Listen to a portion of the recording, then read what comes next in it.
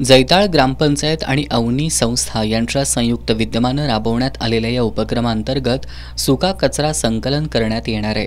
या उपक्रमाचा शुभारंभ ज्येष्ठ नागरिक महादेव पाटील यांच्या हस्ते आणि सरपंच नीता पाटील, उपसरपंच दीपक कांबळे, ग्रामपंचायत सदस्य गजानन पाटील, माया कांबळे यांच्या उपस्थितीत करण्यात आला। गाव पातळीवर अनेक ठिकाणी नागरिक ओला आणि सुका कचरा वर्गीकरण न करता उघड्यावर टाकतात। विविध ठिकाणी प्लास्टिकचा कचरा जाळण्यात येतो।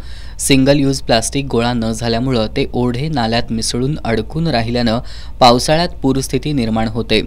कचरा वर्गीकरण न केल्यानं मिथेन वायू मोठ्या प्रमाणात बाहेर पडतो।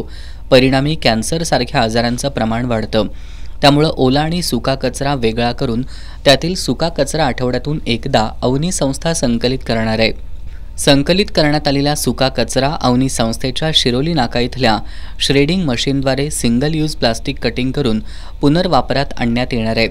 यातून कचरा वेचक महिलांना रोजगार सुद्धा उपलब्ध होणार आहे। या संदर्भात विद्यामंदिर जैताळ शाळेतील मुलांनी गावातून जनजागृती रॅली काढून माहिती पत्रकांचं वाटप केलं। यावेळी अवनी संस्थेच्या वनिता कांबळे, अक्षय पाटील, अक्षय कांबळे, नयन जाधव, वैजयंती गुड्डेवाडी आदी उपस्थित होते।